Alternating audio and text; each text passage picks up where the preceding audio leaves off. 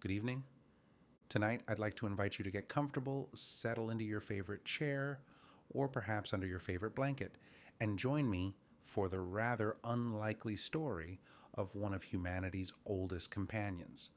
Not the horse, not the dog, but the creature currently judging you from the corner of the room, while pretending not to care, the humble house cat. Unlike dogs, who enthusiastically volunteered for human employment thousands of years ago, cats approach civilization with considerably more skepticism. They didn't come when called. They weren't interested in carrying supplies. They certainly weren't about to help plow a field. Instead, they wandered into humanity's story almost by accident, or perhaps entirely on purpose. Either way, it worked out remarkably well for them. So dim the lights, take a slow breath, and let's travel back nearly 12,000 years to the dawn of agriculture. For almost all of human history, our ancestors lived as hunter-gatherers. They moved with the seasons.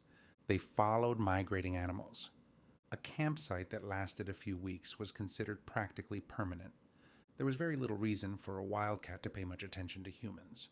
Wildcats hunted mice, birds, rabbits, and other small animals across forests and grasslands stretching from Europe to the Middle East. They were solitary creatures, independent, patient, and very good at pretending they hadn't just knocked something off a rock. Then everything changed. Around 10,000 BCE, people living in the Fertile Crescent, an area stretching through parts of modern-day Iraq, Syria, Turkey, Israel, and surrounding regions, began experimenting with something revolutionary. Instead of following food, they decided to grow it. Wheat, barley, lentils. Soon villages appeared. Granaries filled with harvested grain became the beating heart of these new communities. And where there is grain, there are mice, an astonishing number of mice. For rodents, the invention of farming was something like discovering an all-you-can-eat buffet that never closed. Thousands upon thousands gathered around these settlements, which, naturally, caught the attention of another hungry visitor, the African wildcat, known today as Felis sylvestris libica. If you've ever looked closely at a tabby cat and thought, "You look suspiciously wild," you weren't imagining things. Modern genetic studies show that nearly every domestic cat alive today descends primarily from these ancient wildcats. Unlike wolves, which gradually evolved alongside humans through deliberate selection, cats essentially domesticated themselves. No one set out thinking, "You know what this farming village needs? A small predator that ignores commands." Instead, the boldest wildcats simply discovered that villages contained an endless supply of slow, distracted rodents. From the cat's perspective, this was paradise. Meals required significantly less effort. Shelter was nearby, water was plentiful. Humans occasionally dropped scraps, all without needing to socialize too much, which probably suited the cats just fine. Now here's where things become especially interesting. Humans also noticed these mysterious feline visitors. At first, they were probably viewed simply as another wild animal. But unlike foxes or wolves, these newcomers solved a problem. Every mouse caught meant less grain lost. Every rat removed meant fewer diseases spreading through stored food. Without saying a single word, cats became employees. Unpaid employees who worked entirely according to their own schedule. Some things never change. Over generations, the friendlier wildcats tolerated human settlements. Humans tolerated the cats.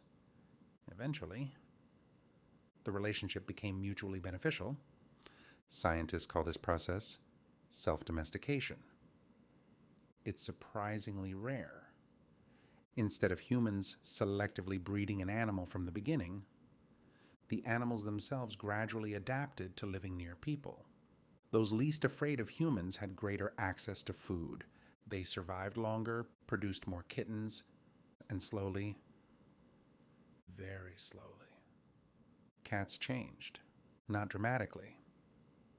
Modern house cats still retain much of the behavior of their wild ancestors, and they stalk toys, pounce unexpectedly, sleep nearly 16 hours a day, occasionally sprint through the house at 3 in the morning for reasons known only to themselves. Evolution doesn't always rewrite the script. Sometimes it merely edits a few scenes. As centuries passed, cats spread alongside agriculture. Wherever grain traveled, rodents followed. Where rodents gathered, cats were rarely far behind. By about 2000 BCE, cats had become particularly important in Egypt.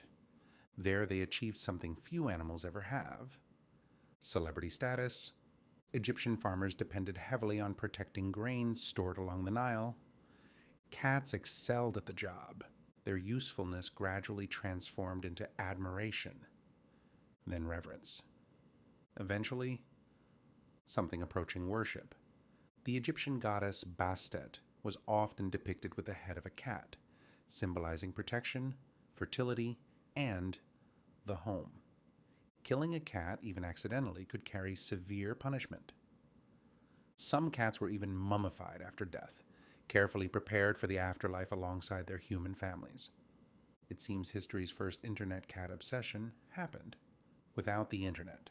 Not everyone adored cats quite so enthusiastically. As cats spread into Europe, opinions varied. Some cultures praised them. Others viewed them with suspicion. During parts of the Middle Ages, black cats in particular became associated with superstition and witchcraft. This unfortunate reputation likely led to fewer cats in some areas. Ironically, reducing cat populations may have allowed rat populations to increase. Historians still debate exactly how much this influenced events like the Black Death. The relationship is complicated, but one lesson remains fairly clear. If you remove enough mousers, the mice tend to notice. By the age of exploration, cats had become seasoned travelers. Sailing ships almost always carried cats aboard, not merely as mascots, but as essential crew members. A single determined ship's cat could protect precious food stores from rats capable of chewing through sacks, ropes, and even parts of the ship itself. Cats crossed oceans, visited continents, and quietly expanded their empire. One harbor, one village, one cozy fireplace at a time. Today, more than 600 million domestic cats share our planet. They occupy apartments, castles, farmhouses, tiny boats, space agency offices, bookstores, libraries, internet videos, and, quite possibly, the warmest spot in your home. Remarkably, despite 10,000 years living beside us, cats remain only lightly domesticated compared with many other animals. Genetically, they're still astonishingly close to their wild ancestors. Perhaps that's part of their enduring charm, that they're never entirely ours.